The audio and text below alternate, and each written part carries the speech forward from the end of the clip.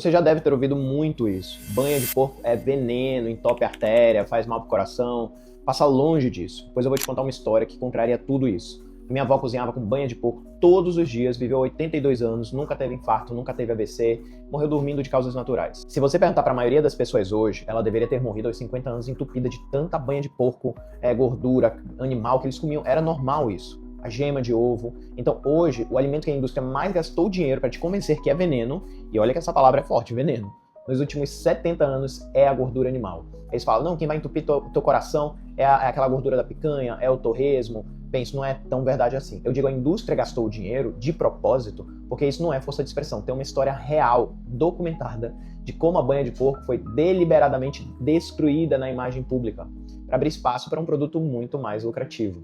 E eu vou te contar essa história hoje, com nome, data e o motivo. Fica comigo até o final do vídeo. E antes que você já vá para os comentários me chamar de negacionista, eu não estou aqui para te dizer que você deve fritar tudo na banha do porco o dia todo. Eu sou cirurgião vascular, eu vejo artérias entupidas de perto. Já tem 20 anos que eu sou formado, não são 20 dias nem 20 semanas. Então, literalmente, toda semana eu vejo veias, eu lido com veias, eu opero veias. E se banha fosse o monstro que pintaram, eu seria o primeiro a gritar isso para você. Bem, mas a verdade é mais incômoda do que isso. E ela envolve uma margarina, um lobby, uma pressão da indústria. Eu costumo falar que a indústria alimentícia é igual à indústria farmacêutica, que é igual à máfia, todo tipo de máfia. Pega a máfia japonesa, Yakuza. Então, eles têm uma força, eles têm um poder, eles têm uma pressão. Você tem noção, por exemplo, um remédio que ele faz desentupimento de artérias, evita a calcificação, que é a rosuvastatina, ele fatura em média 40 bilhões de dólares por ano.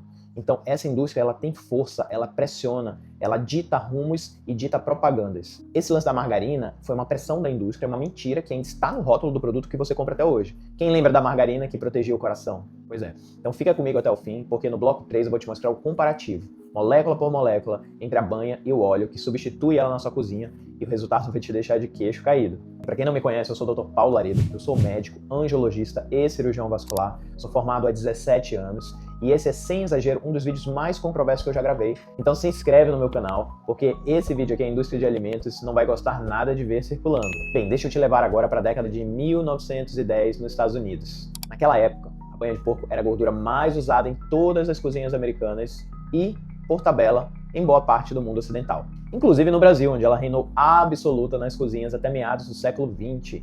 Ela era barata, rendia muito, ainda é barata e ainda rende muito. E eu tenho em casa, inclusive ontem minha esposa comprou e fritou um ovo na banha de porco.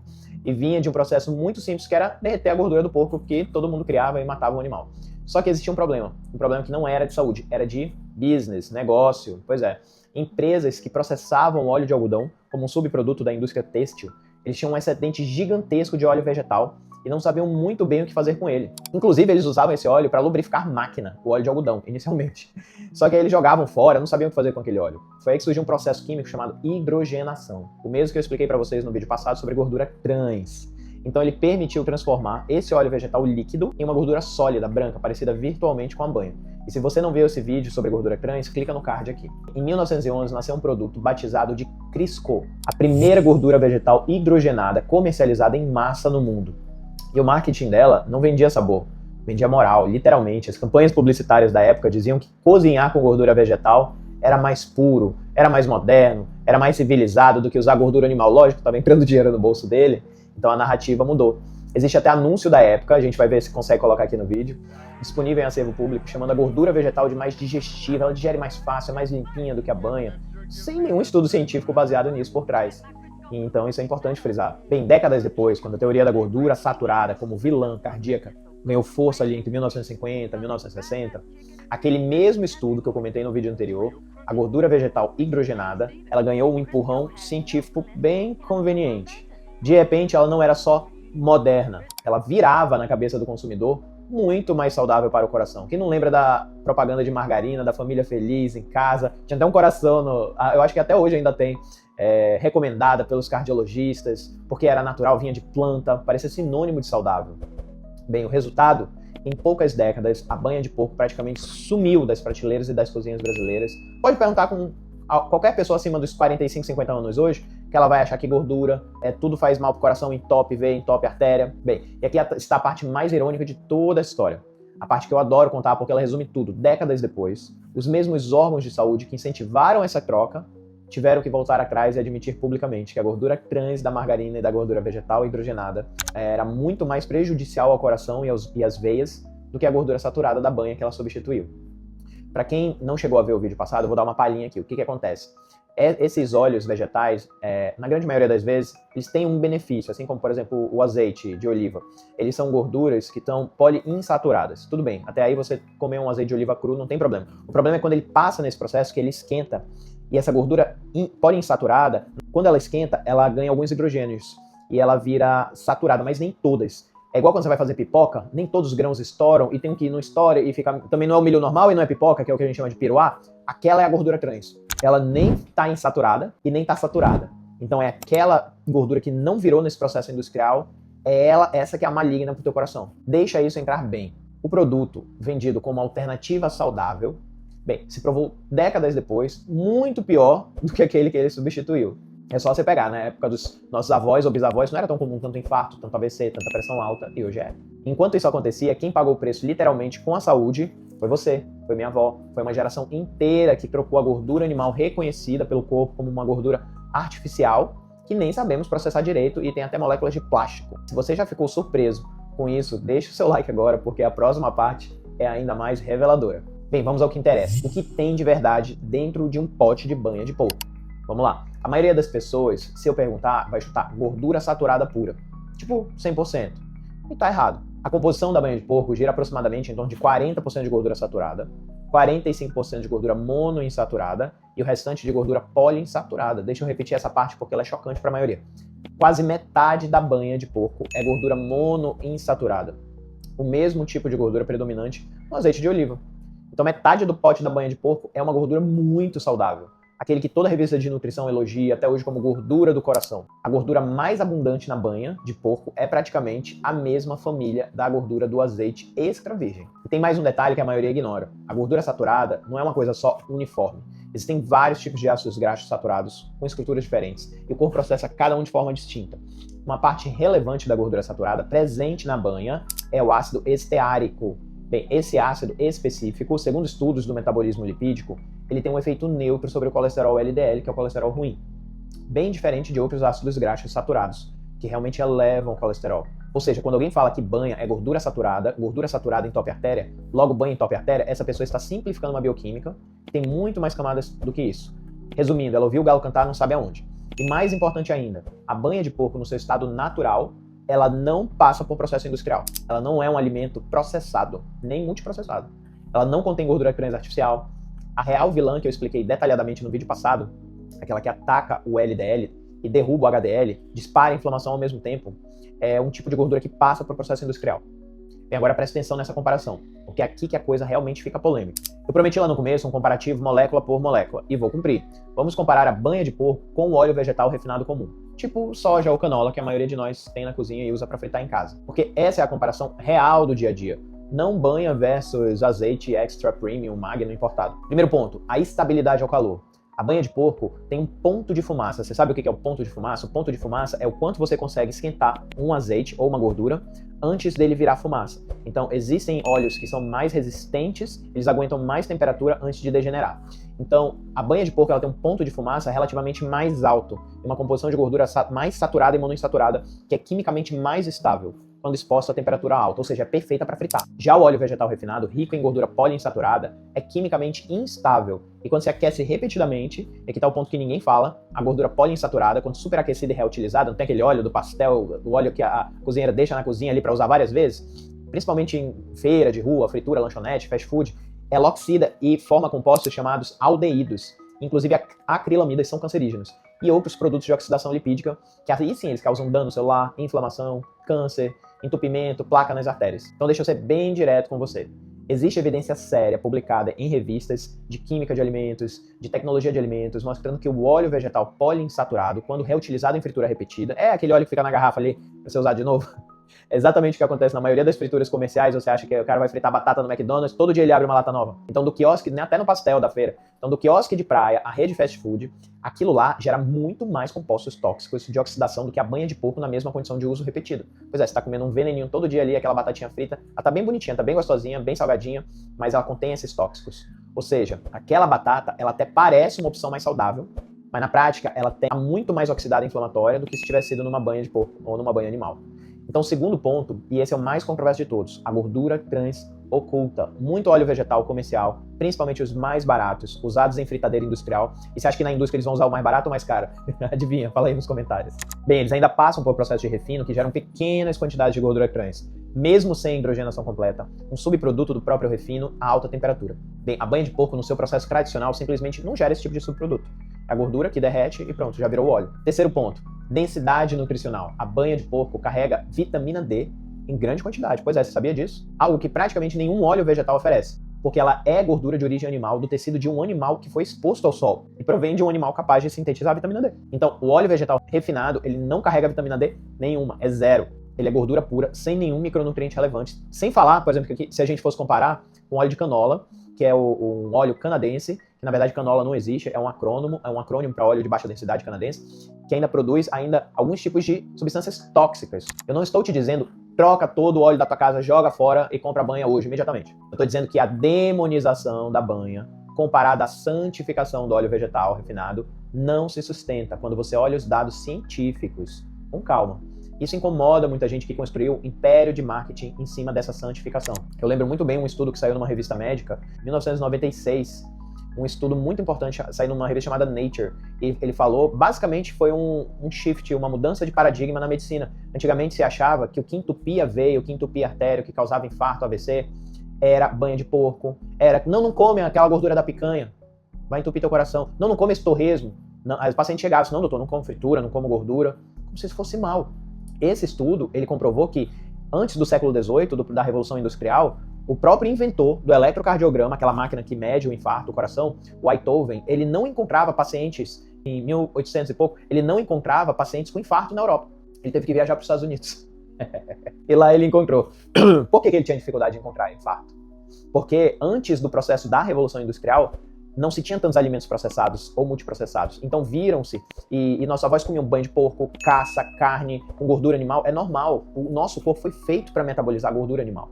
Então depois da Revolução Industrial, o que esse estudo provou? Ele provou que o que infarta, o que causa varizes, o que causa infarto, o que causa AVC, não é a gordura animal, e sim o processo industrial dos alimentos processados e multiprocessados. Muitas vezes você está comendo uma barrinha de cereal e está achando que aquilo é saudável.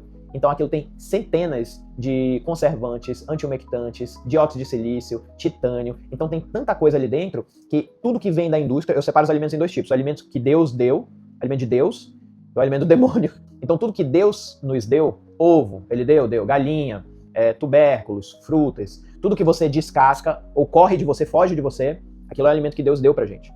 E tudo aquilo que você desembala, abre a embalagem que vem da indústria, é ali que está o risco. Então comenta aqui embaixo, eu não sabia disso, se essa comparação te surpreendeu, porque eu preciso saber se vale a pena eu fazer um vídeo comparando cada óleo vegetal, cada óleo de cozinha individualmente. Se você quer saber mais sobre óleo de canola, também escreve aqui nos comentários, eu posso fazer um vídeo só sobre ele, é muito interessante, e ele tem um tipo de veneno vegetal lá dentro. E agora eu vou te contar uma história sobre uma paciente real, eu vou chamar ela de Dona Marlene, para preservar a identidade dela. Dona Marlene tinha 68 anos, ela veio para o consultório encaminhada por causa de dor nas pernas ao caminhar.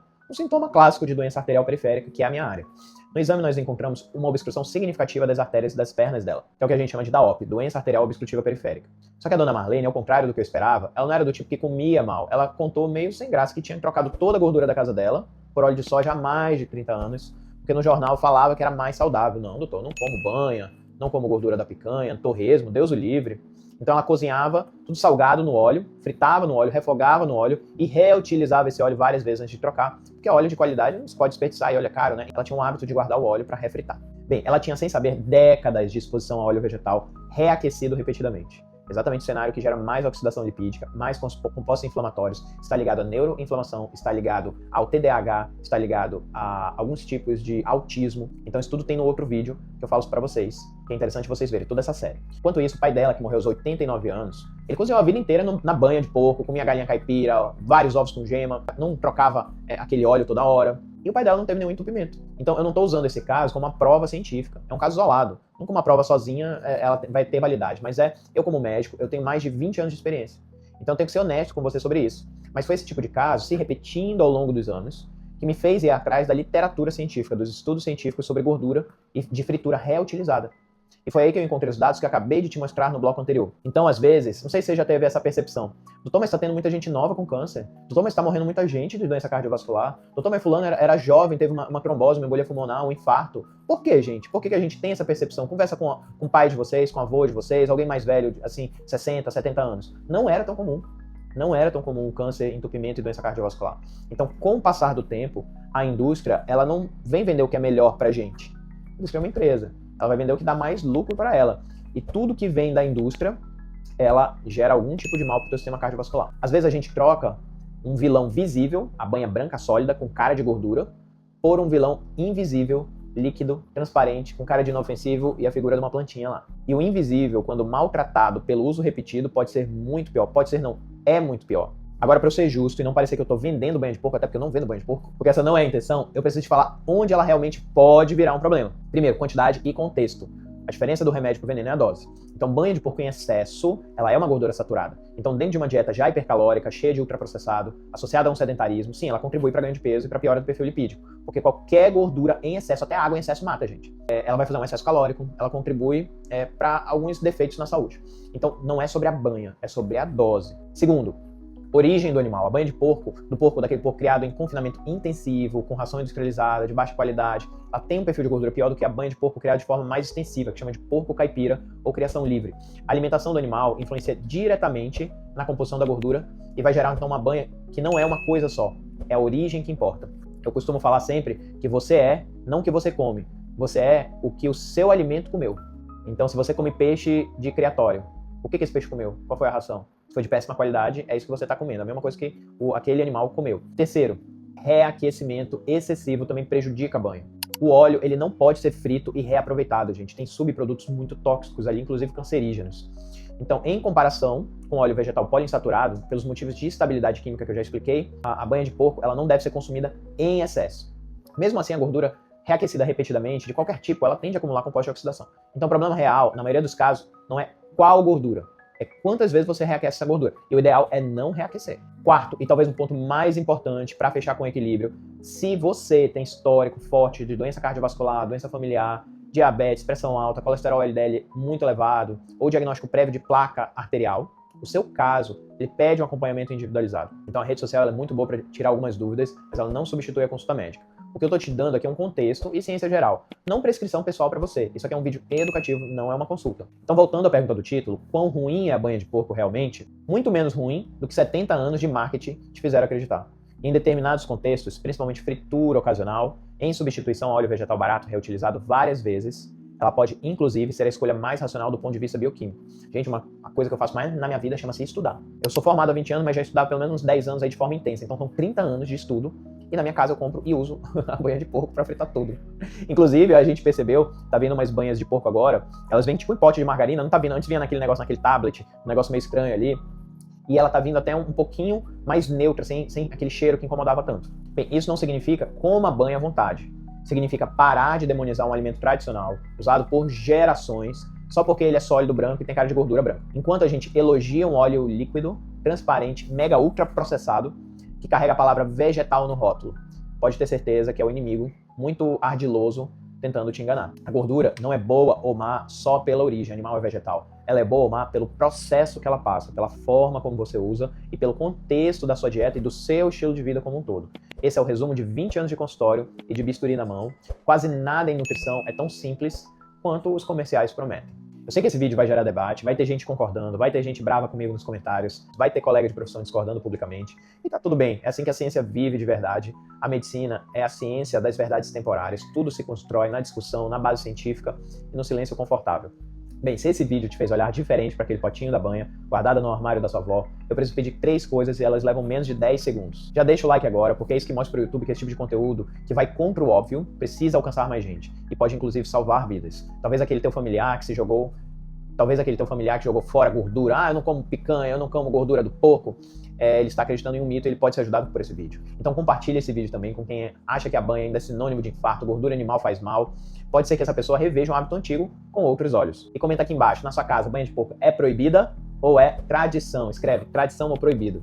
Deixa suas dúvidas de forma geral, que eu vejo todas as respostas. E nós, inclusive, fazemos conteúdo em cima das respostas de vocês. Bem, semana que vem eu vou destrinchar alimento por alimento óleo por óleo, o que realmente protege ou prejudica suas artérias, sem cartilha de patrocinador, só o que 20 anos de consultório e de medicina vascular e depois de operar muita gente me ensinaram.